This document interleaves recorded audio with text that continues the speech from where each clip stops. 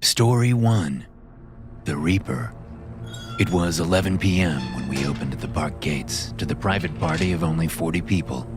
For a park that handled thousands on a daily basis, this was a change. As the park's head of security, I was getting paid time and a half to work this lock-in, which wouldn't be over until 8 o'clock the next morning. I had a whole new set of worries as I welcomed the group into the park, along with the manager and a handful of other employees, including the events coordinator, who happened to be my girlfriend. The overnight celebration was for a young man's 21st birthday, and it was the first lock-in we'd ever done. Personally, I didn't like being in the park after 10 at night. I had heard the stories, and I had even witnessed a few strange things myself on nights when I stayed late to finish paperwork about the day's events. Nothing too wild, nothing that made me believe in ghosts, but strange things nonetheless, like whispers from the shadows or phantom screams from the roller coasters, like the feeling of being watched or the sound of a foot scraping the pavement right behind me. Little things, creepy things. But time and a half was good money. The kid's multi-millionaire dad had made it worth our while to have the party here. Plus, I got to spend much of the night with Riley, who, as the event coordinator, was at the group's beck and call. I would be close by as well to make sure they didn't do anything stupid. Which was why I was concerned about the alcohol they were allowed. They were all 21 or older, but that didn't mean they were responsible. Far from it.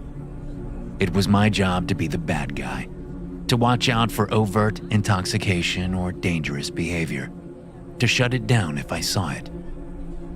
As we welcomed the rambunctious group of kids into the park, I thought it was going to be a long night. I had no idea what I was in for. Not every ride was open. Most of the kiddie ones were shut down for the night, along with all but a handful of concession stands. The park was about a quarter staffed, which made it seem lonely despite the lights on and the sound of screams as the kids rode the big rides, mostly sticking together in one large group. As midnight chimed, Riley and I were standing outside the exit for the Titan roller coaster, waiting for the birthday boy and his cohort to finish riding. That's when things started going wrong. The lights illuminating the coaster went off for a good 5 seconds as it went around the nearby loop. "What the heck?" Riley said next to me. "That was weird." My brows came together. "Yeah, that's never happened before. I think it was just this ride, too." Riley nodded, her pretty, earnest face more curious than worried. But then something changed. It took me a moment to realize what it was. The pitch of the screams coming from those riding the coaster had taken on a manic tone. No longer were they the screams of people having fun. They were terrified screams. From where I stood, I could see the train as it slowed, coming back into the station to unload the riders. A young man sitting halfway down the train looked down at me, and I saw blood splattered across his face. "Help! Help!" I bounded up the exit stairs, Riley right behind me. We had to wait several long seconds for the train to come to a full stop, during which time I glanced at the ride operator, an 18-year-old named Shelley. She looked completely freaked out. I ran to where the young man was sitting and saw immediately what was wrong. The girl next to him was missing her face.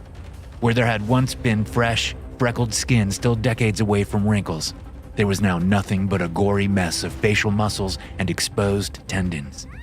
She clawed at the boy next to her, screaming in pain, seeking help or solace or to be put out of her misery. It was impossible to tell which. The boy was still screaming, trying to get away from the girl but held in place by the roller coaster's safety harness. Others were screaming too, especially those nearest, who had seen the blood or been able to turn enough to see the horrific disfigurement the girl had suffered. I stared in stomach-clenched horror at the deep gouges which started on her scalp just behind the hairline, as if a series of sharp objects had hit her while she rode the coaster. But how was that possible? We had checked every ride before they arrived. Then I remembered the stories that the old manager had told me, and my stomach became a depthless pit. Thankfully, experience and training kicked in. I snagged my radio from my belt and called for the park's 2 paramedics. When I finished with the call, sure they were on their way, the operator had unfastened the safety harnesses. The kids poured off the ride and gathered around, screaming or crying or just staring at the horrible scene. The young man had finally managed to extricate himself from the injured girl's grip, but I caught him as he tried to run. What happened? I asked, holding him by one arm. Something did that to her. What was it? I asked, praying for him to say it was a dangling piece of equipment or something the girl was wearing, a necklace maybe, that had somehow been ripped from her neck. The boy shook his head, eyes darting all around, face shiny with blood and sweat. It was a woman, He said. but not. It was impossible. She was just there, clawing at Micah's face with her claws, and she was smiling. Suddenly, those gouges made sense. It was as if 2 sets of claws had been dug into the girl's scalp, and once the claws got under the skin, they ripped down, taking her face off. Party's over. I yelled at all the bystanders. Everyone out of the park, now. Elam, the manager, came rushing up while the paramedics were still working on the young woman. 911 was called, and an ambulance was on the way. Some of the crowd, including the distraught birthday boy, had gone down to wait beside the ride, still trying to process what had happened to their friend. Others stood around with their phones out, recording the scene. I wanted to slap the phones out of their hands and tell them to leave, but I resisted the urge, knowing it would only make things worse. So I pleaded with Elam after telling him what happened. We have to get everyone out of here now, or something else is going to happen. Elam, who had only been running the park for a little over a year, shook his head, his gelled hair not moving one iota, and his clean-shaven jaw sparkling with fresh perspiration. We'll need to file a report about this. I'm sure the police will want to talk to those who were on the ride. Fine, so let them talk in the parking lot. What are you talking about, Jesse? Elam asked in exasperation. I know Gregory told you not to keep anyone in the park past midnight. I was there, remember? You think he was joking about that? Elam studied me with narrowed eyes. The old manager? Listen, I know you two were friends, but he was losing it when I took over from him. Talking about ghosts and curses. You can't believe... The lights in the park suddenly turned off, plunging us into darkness.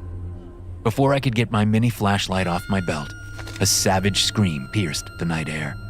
I whipped my head towards the exit stairs, knowing it had come from down there, from where the small crowd of kids waited next to the ride. I ran over to the railing, clicking my flashlight on. When I shined the light down onto the wide concrete walkway, I saw frightened kids scattering in all directions. 2 figures disappeared under the awning of the bumper cars attraction directly across from the roller coaster. I recognized one as a girl from the group. The other one was a hunched, horribly disfigured woman with stringy dark hair hanging in her face. Her tattered clothes, jeans, and a large t-shirt were stained with dark fluids that looked like dried blood. She dragged the girl into the bumper car's entrance by her hair. The girl looked to be unconscious and badly bleeding from a head wound. I bolted down the stairs, yelling over my shoulder at Riley to get the kids out of the park. When I reached the covered bumper car ride, I saw no sign of either the disfigured woman or the girl, but I did see a trail of blood on the smooth floor leading across to the back of the ride. I leaped over the wall and onto the floor of the ride, determined to save the girl from what I now knew was the same spirit Gregory had told me about the night he was fired as manager of the park. I'll admit, at the time I thought the old man had lost it. We had also been drinking, having gone out to a bar after his last shift. He was many beers in, slurring his words as he told me the story. Even though I had experienced strange things in the park after dark, I didn't believe the man's words. I thought he was just having a laugh, or he really was messed up in the head because of his old age. He was 79 when he was fired, after all, and he'd been working at the park in some capacity for most of his life. But now, after what I'd seen with my own eyes, I couldn't ignore the disturbing story he told me. As I raced across the bumper car ride, the lights suddenly came on. I stopped, looking around at all the empty bumper cars that had been left haphazardly sprawled all around, searching for some sign of the girl. A humming sound came from behind me. I just turned in time to see one of the cars racing toward me. I jumped, but just a second too late. The front of the car hit my calves, causing me to fall, my back smashing painfully into the steering wheel before I toppled off to the floor. Now it seemed all the cars were moving, and they were all heading toward me. I lurched up from the floor and jumped just before two bumper cars collided right where I'd been. They were moving much faster than was possible. Despite the rubber bumpers, it was likely they would break some bones if two of them hit me at once. I ran awkwardly over a couple of cars and then got back to the floor, racing for the back of the ride. Another car came zipping at me from the side just as I reached the back wall. As I leaped over the barrier, the car crashed into it, punching a hole in the wood the size of the front of the car. I landed in a narrow alley between the back of the bumper cars and a burger place on the other side. Not knowing where the woman and the girl were, I was unsure where to go. Following my gut, I used my skeleton key to go through the back door of the closed burger place. I moved through the small eatery and out to the front, which was open onto the walkway with no doors or windows. I looked left, nothing. But when I looked right, I spotted them. The woman dragged the unconscious girl down the concrete walkway. All the lights were off in this area of the park, except for those on the ride known as the Reaper. Racing toward them, somehow with my flashlight still in my hand, I had no idea what I was going to do. How do you fight a ghost? If I had a gun on me, I might have tried to shoot her, but I doubted it would work. Then a part of Gregory's story came back to me. The end. He had told me what to do to stop the vengeful spirit, or at least to placate her for some time. But it was a ridiculous idea then, and he was even more ridiculous now. There was no way I could do it. No way. As I neared them, I yelled at her to stop. It was all I could think of. She turned, glaring at me with distorted eyes out of a face that looked as if it had been crushed in the gears of a roller coaster. And if Gregory's story was to be believed, that was exactly what had happened. Snarling, she dropped the girl's legs and turned to face me. So yelling didn't work as I'd intended. From a pouch on my belt, I pulled out a collapsible baton and extended it to its full length. If she could rip one girl's face off and carry another one, she had to be real, physical. I could damage her. I moved in, baton in one hand and flashlight in the other. She came at me, sharp claws still glistening with blood from Micah's face. My first swing missed badly, and she dragged her claws down my forearm, opening gashes in my skin. But I managed to hang on to the baton, and I punched her in the side of the head with my left fist, the small flashlight held like a bludgeon. She was real all right, and she could be hurt. I hit her next with my baton. She went down to her knees and I hit her again. The circular tip of the baton sunk deep into her already mangled skull. I pulled it out as she swiped at me, this time cutting through my black pants and into my thigh. The pain enraged me, and I went into a frenzy, hitting and hitting. She went down, and I kept swinging, smashing her head to bits. Pretty soon, the only thing left was her twisted, broken-toothed smile. The rest of her head was a mess of black blood, shattered skull, and rotten brains. But I kept hitting her, vaguely aware that all the park lights had come back on. I kept hitting until a familiar voice brought me out of my rage. Jesse, what are you doing? I stopped, turning to see Riley standing a few feet behind me. Did she not see the mangled woman on the ground? I turned and found that she had disappeared. There was nothing there. Nothing but a patch of dented concrete where the steel tip of my baton had done some small amount of damage. But the girl was still nearby, still unconscious. We've gathered everyone at the front gates, Riley said, still studying me closely. Help me get the girl so we can get out of here. I put my baton away and threw the girl over my shoulder in a fireman's carry. I followed Riley back to the front gates, ignoring the pain in my leg and arm. When we got there, 2 police officers were stepping inside, led in by Elam. Outside! I called. Let's do this outside the gates! But as soon as I finished saying the words, I knew it was too late. Every light in the park shut off once again. Every light but those of one ride, the Reaper. It was a completely black roller coaster with several pitch black tunnels along its length. And, according to Gregory, It was the same ride on which a woman died a horrific and slow death nearly 30 years ago. The woman, the park owner's wife, had somehow fallen into the gears of the ride in one of these tunnels where the train slowed down quickly and then went up an unexpected steep incline before plunging back down again at a sharp angle. All of this happened in the pitch dark. It was ruled an accident, but it had happened just after midnight. The only people in the park were the owner, his wife, and a couple of employees to man the rides. As the lights shut off, I looked over toward the ride, which was illuminated by black lights about 50 yards away. When I looked back, I saw that 2 Buddy the Bear park mascots had appeared, standing directly behind the 2 police officers, blocking the gate. None of the mascot employees were working tonight. The costumes should have been hanging in the locker room. Before I could open my mouth to warn them, both mascots attacked the officers. One yanked a blonde-haired cop off his feet with incredible force and jammed his head between 2 wrought iron vertical bars of the gate. But the cop's head was too big to fit. As the mascot jammed it through, the man's skull collapsed with a grisly crunch. The other mascot went for the dark-haired cop, grabbing him by the neck from behind. Although the mascots didn't have claws normally, this one did now, and they sank deep into the flesh on either side of the cop's windpipe before they were yanked back, opening the man's throat. Blood splattered Elam, who stood nearby with the keys still in hand. The group of kids screamed and scattered, running away from the horrific scene, which had taken all of 5 seconds from beginning to end. The mascots, now done with the cops, started toward the rest of us. I thought of how many other mascot costumes we had. There were a dozen. Were they all alive? I knew exactly what I had to do. I didn't like it, but I figured it was the only way to get most of us out of the park alive. With the girl still on my shoulder, I grabbed Riley by the hand and pulled her with me, heading toward the Reaper ride. This way! I shouted. Come with me!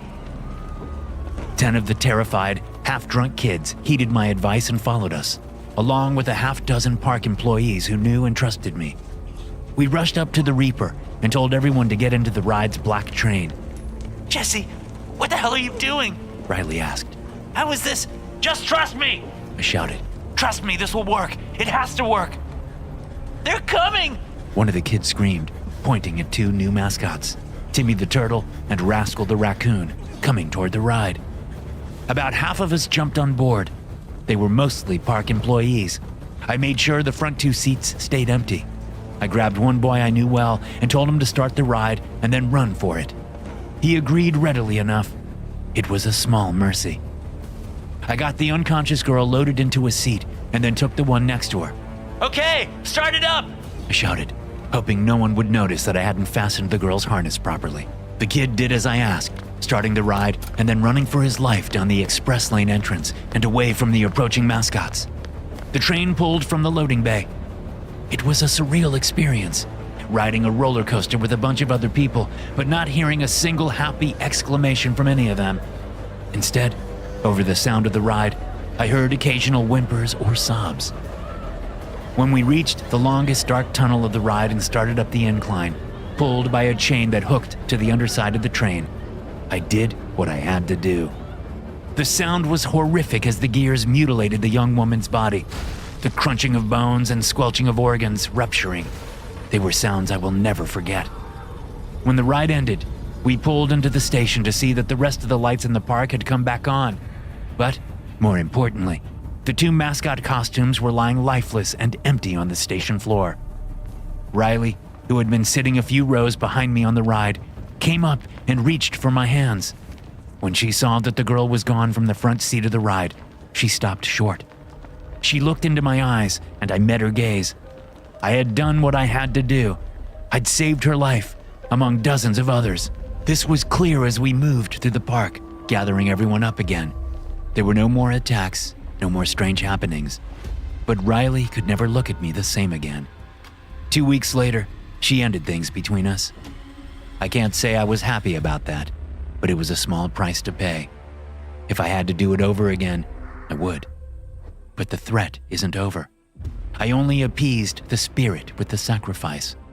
She'll be back if we ever open the park at night again. As long as Elam and I are here, it won't happen. But what about 20 years from now, when new people come to take over? Will they believe what I tell them, or will they just think I'm some crazy old man? As much as I don't want to admit it, I think I know the answer. Story 2. I bought a haunted theme park. I can't believe you bought this place without telling me. Rachel says as we pull up outside the abandoned theme park. You were supposed to keep the blindfold on. I say, not really surprised that she took it off. After 12 years, I know her well enough to predict such things. As I guessed she would, she ignores my comment and stares out the windshield as I cut off the engine. The headlights shut off, no longer obstructing our night vision. The park, which has only been closed for a few months, looms in the night like a graveyard. Beyond the locked chain-link gate, the roller coaster tracks look like massive spines. The buildings and other structures look like carcasses and grave markers. How much did it cost? It's a good investment. I tell her, keeping my voice neutral. I can tell she's angry.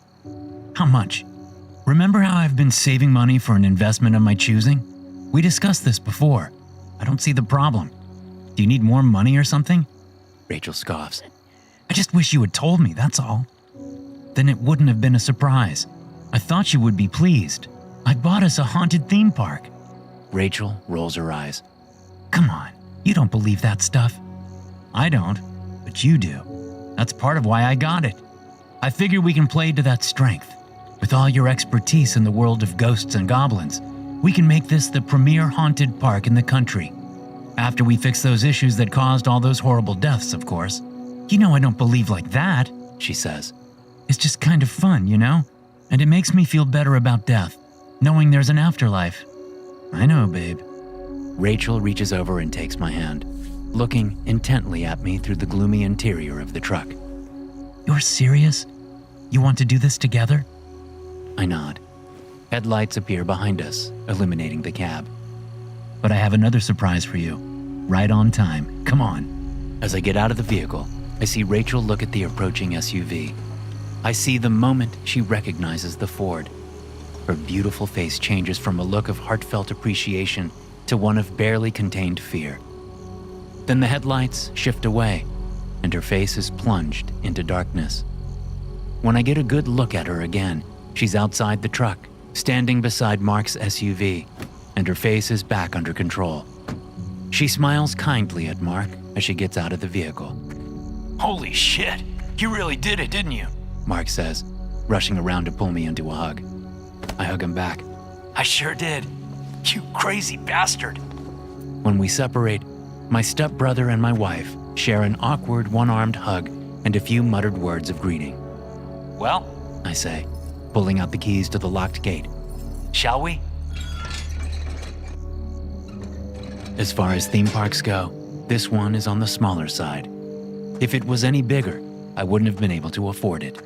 Built on a lakeside lot in the downtown of a struggling Appalachian community, Mystic Bay Park has a lot of history behind it. Not all of it good. Then again, if it hadn't been closed recently after a horrific fire, I never would have been able to afford it.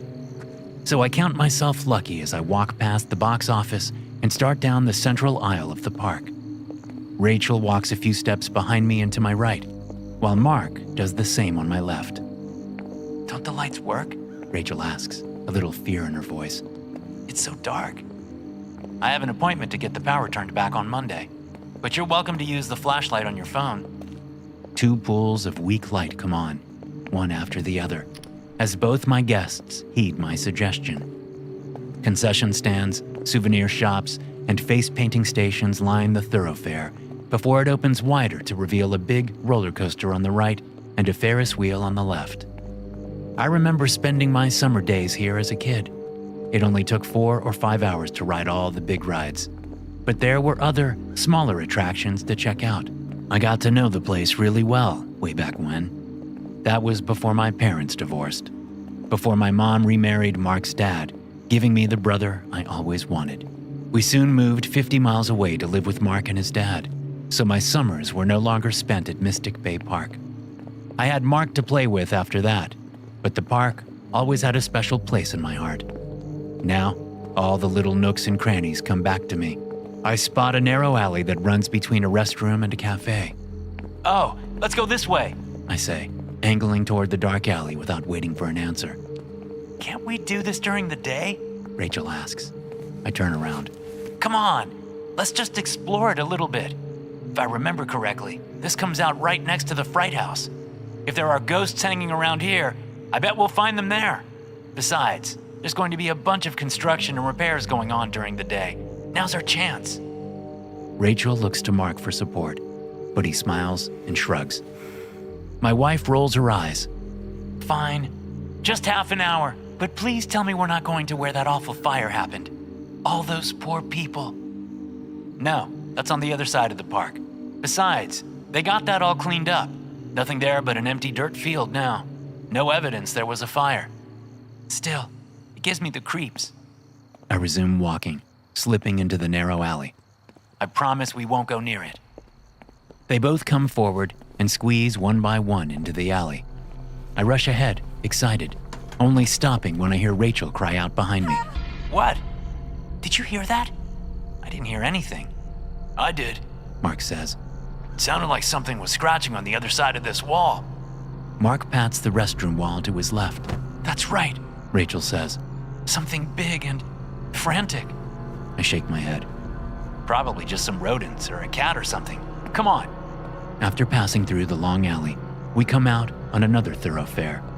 Just as I remember, the fright house is down the way and to my right, sandwiched between the bumper cars and the tilt-a-whirl. I head immediately up the ramp and past the podium where the park employee would keep people from walking through too soon so that the animatronics and noises and other effects would have a chance to reset for the next group. The entrance is shrouded by hanging strips of cloudy plastic stained with fake blood, just like I remember. Standing here, I feel a tickle of anticipatory fear for the first time in a very long time. This fright house used to scare the hell out of me every time, even when I knew exactly what was coming after walking through it dozens of times. I wanted to be scared. It was fun, being scared and knowing that nothing was going to happen, that I couldn't be hurt by any of the pranks inside. Ben, what's the point of doing this now? Mark says as he and Rachel trudge up the ramp. With no power, nothing will work. I just want to see if everything's the same. Come on, guys. Please, it won't take long. Rachel is busy looking over her shoulder, arms wrapped protectively around her. What's wrong? I ask. I think there are some kids in here. I swear I just saw someone running across up there. Did you see them too, Mark? My stepbrother shakes his head. No, sorry. I sigh. There's barbed wire around this whole park, and I locked the gate after we came in, remember? Then I smile and nudge her. Maybe it's a ghost. She gives me a look that makes me raise my hands and step back. Okay, sorry, not a ghost, but I'm sure we're the only ones here. If it makes you feel better, we'll just walk the fright house, and then we'll get out of here, okay?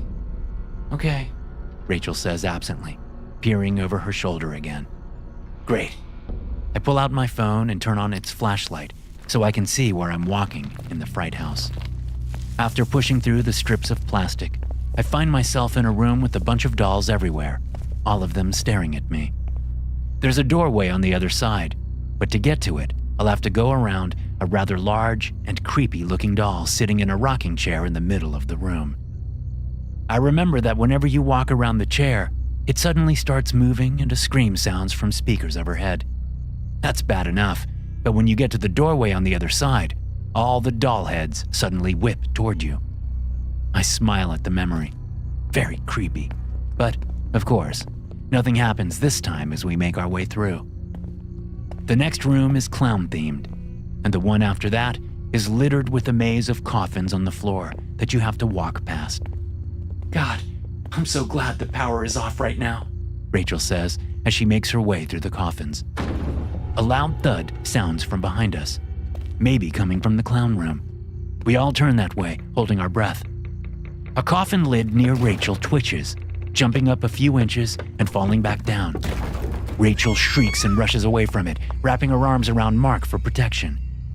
After a moment, she seems to realize what she's done, and she extricates herself from Mark, moving over to me and taking my hand.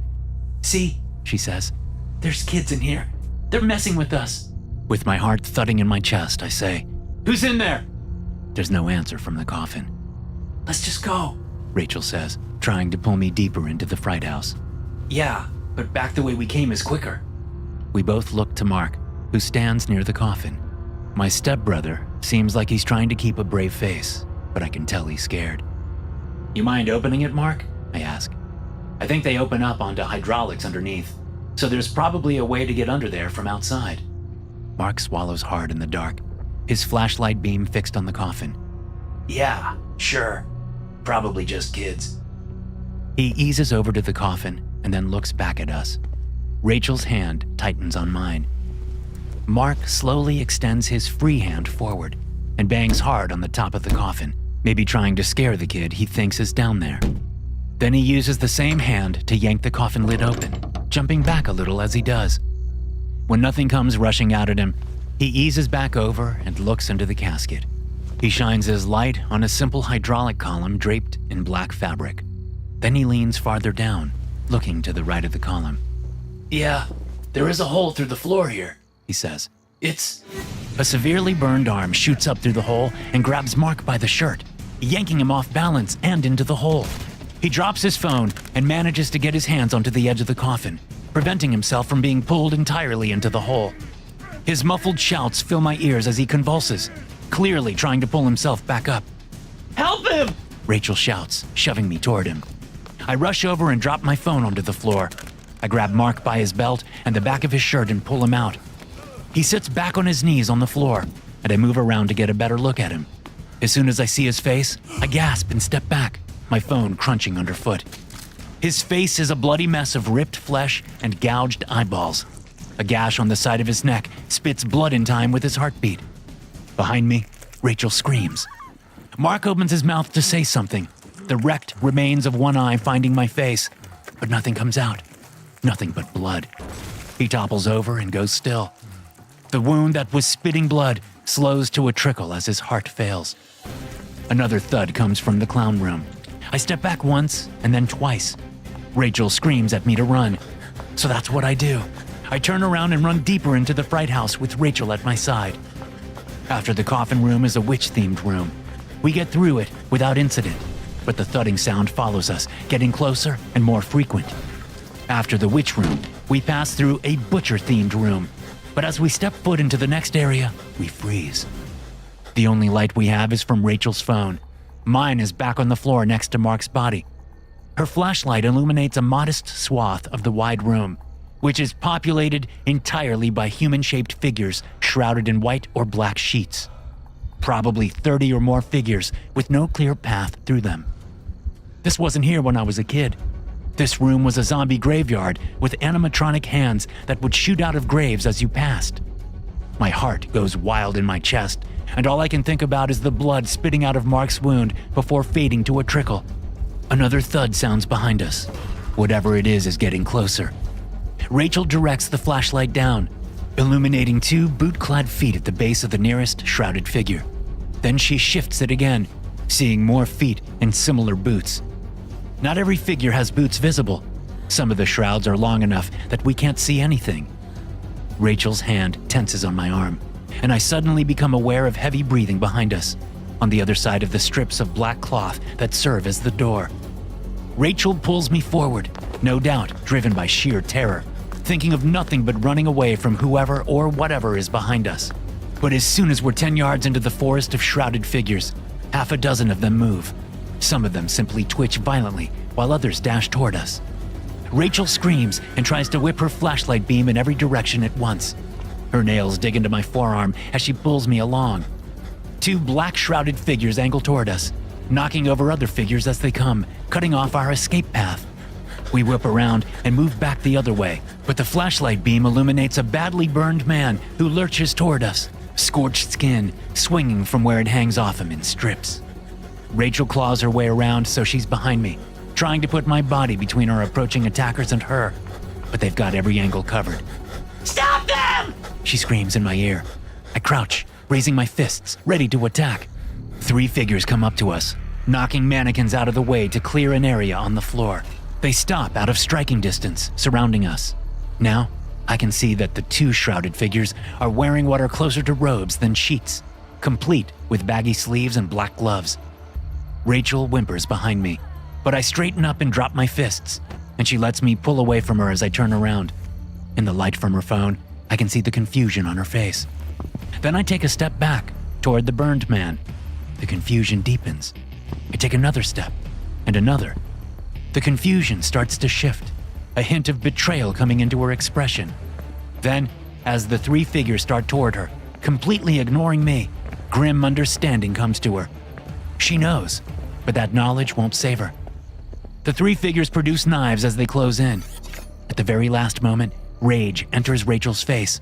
She takes a swing at one of the figures, but the man parries it easily and jams his knife up into the underside of her bicep.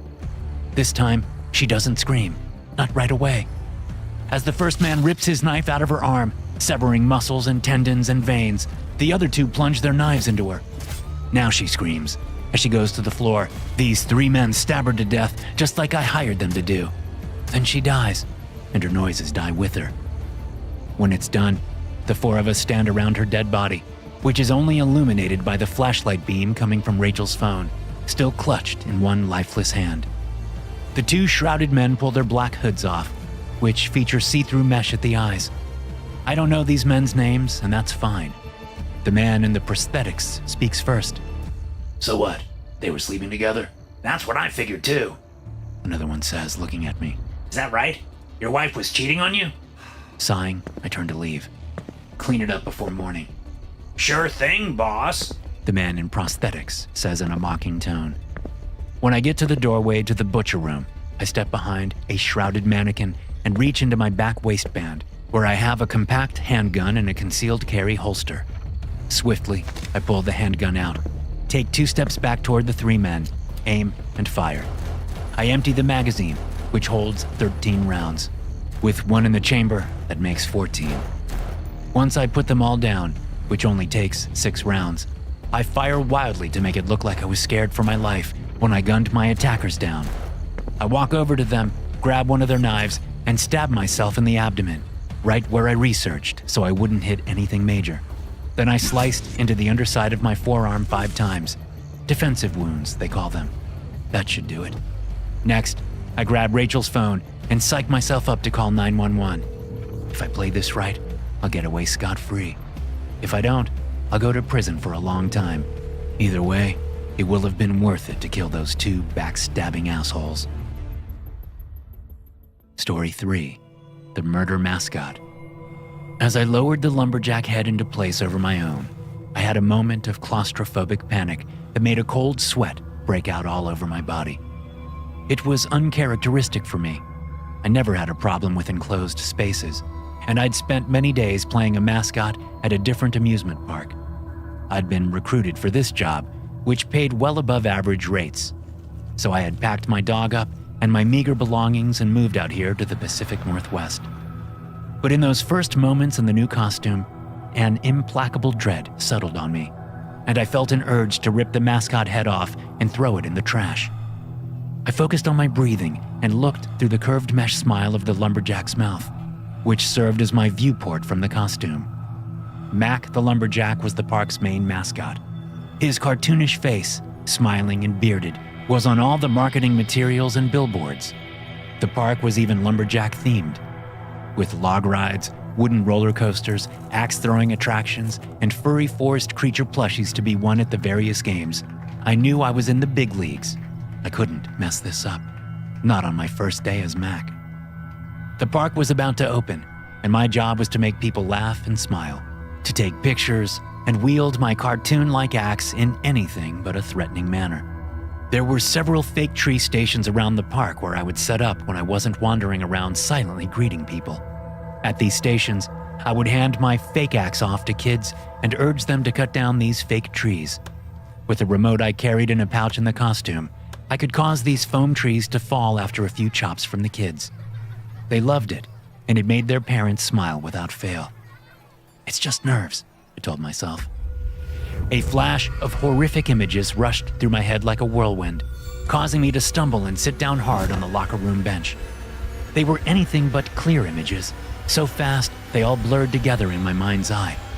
There was blood, lots of blood, and body parts. Then the flash was gone, fading already like a barely remembered dream upon waking. You okay?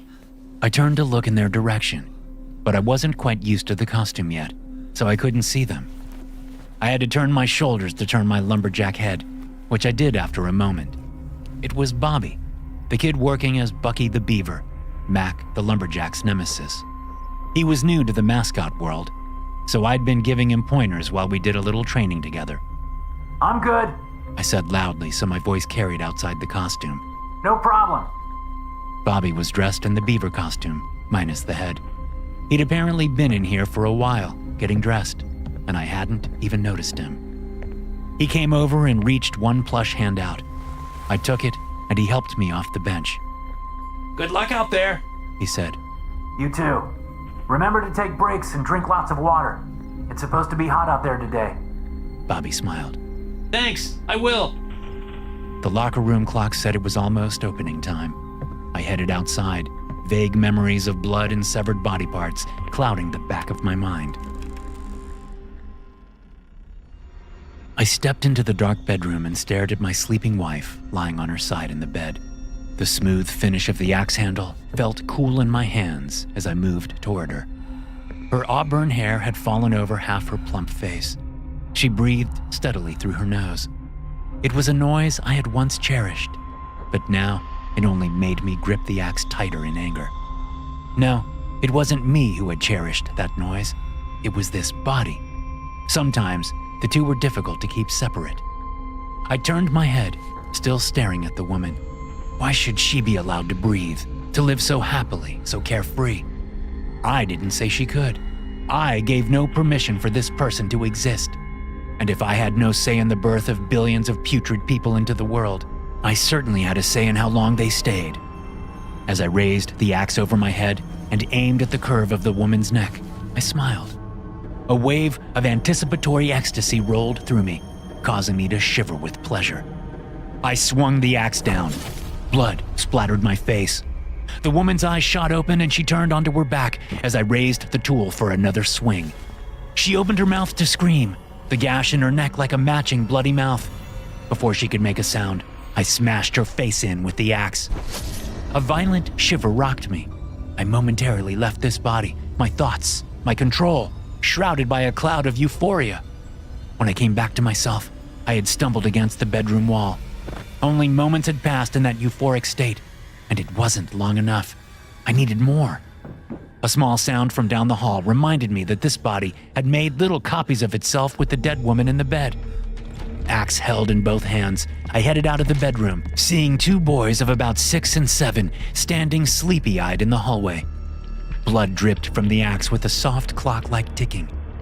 Both boys looked at me in confusion, but only one spoke. Daddy?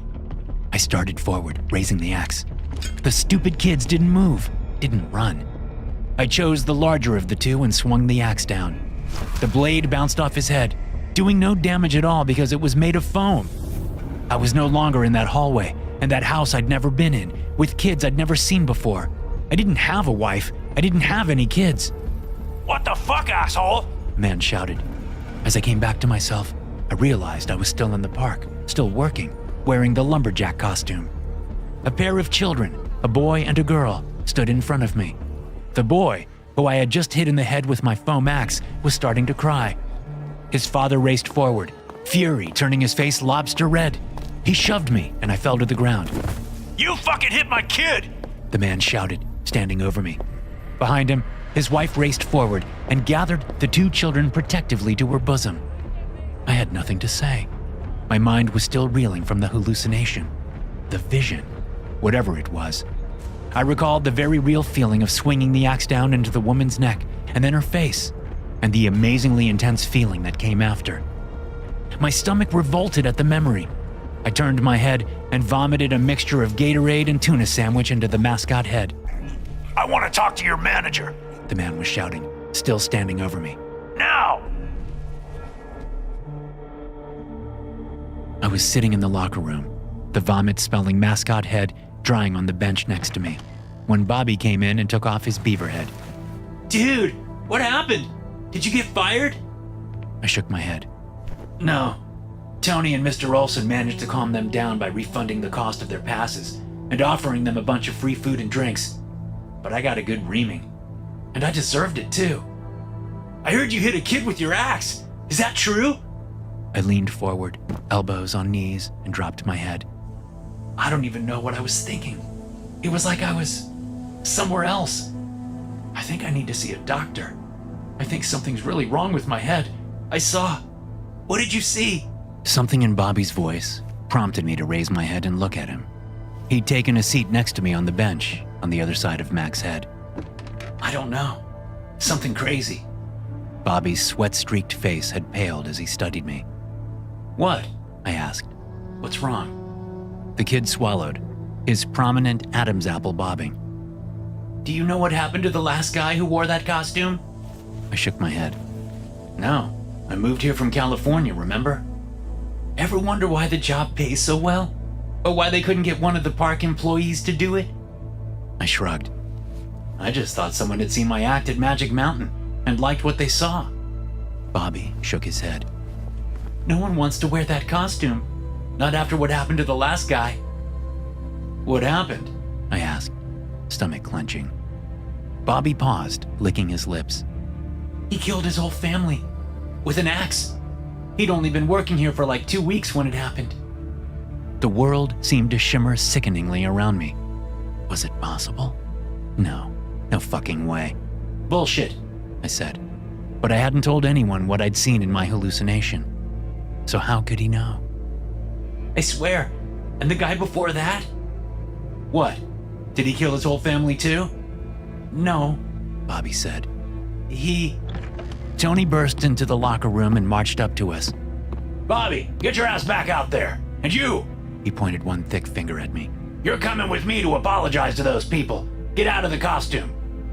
Bobby scurried out of the room, taking his beaver head with him. I did as I was asked and followed Tony to make my heartfelt apology. The sight of Zinnia when I got home after dark was one I sorely needed. She barked excitedly and jumped up as I walked in the door, her tail wagging madly. I dropped my bag and knelt to greet her, giving her a hug and gladly accepting her slobbery kisses. She's a Kelpie, about 40 pounds, and coffee brown all over except for a tan-colored patch along her belly, and she was the best thing to happen in my life. Since I worked long hours, I had a doggy door installed so she could get to the small backyard, and I also hired someone to come walk her once a day. As was our routine, I grabbed the leash from its hook after we'd finished our greeting. She spun around 3 times and then raced to the door, standing still while I put the leash on and then opened the door, and we were off. As we walked, Zinnia stopping to smell things often, I pulled my phone out, still curious about what Bobby had been about to tell me before we'd been interrupted. I searched for amusement park worker murder and found a hit immediately. I clicked on the first story, and when the headline picture came up, I stopped walking. It caused Zinnia to yank on her leash. There, on my phone screen, were the 3 people from my vision. The auburn-haired woman with the plump face and 2 kids of about 6 and 7. It was a family photo, and a smiling, dark-haired man stood next to the woman with his arm around her. Zinnia whined, but I ignored her, reading the article fervently. The man's name was Dale Young, and he killed himself shortly after taking the lives of his wife and 2 sons. I kept reading. At the 6th paragraph, my bones turned to ice. This comes just months after Martin Zimmerman was found dead of an apparent suicide on park property. An anonymous leak from the police department claimed that the suicide looked ritualistic, and that the Mac the Lumberjack costume, which Zimmerman had worn as part of his employment for years, had been hanging on the wall above where Zimmerman took his own life. The police have dismissed the ritual suicide claims as bogus, but they are still digging into Zimmerman's life after finding a note at the scene in which Zimmerman took credit for dozens of murders and taunted the police for not catching him. Right now, they are confident in saying that Zimmerman was responsible for a string of unsolved murders in the Pacific Northwest, going back over a decade. Just how many murders he committed remains to be seen as the posthumous investigation continues. The autopsy revealed that Zimmerman had terminal cancer, which could account for his decision to take his own life. What is not clear is why he decided to do it on park property after hours, and what, if anything, this had to do with the senseless murders committed by Dale Young, followed by his own suicide. I stood for a moment and stared ahead blankly, Zinnia pulling on her leash. Then I navigated to Tony's number and called him. Hello? Is the Mac the Lumberjack costume I was wearing today the same one that Martin Zimmerman and Dale Young wore? There was a long moment of silence. What does it matter, Vince? Don't tell me you're going to try to blame your behavior today on some dead guys. It's a costume, Vince. Just a fucking... I hung up and put my phone away. Then I looked down at Zinnia. She had stopped trying to pull away and now stared at me with those big brown eyes.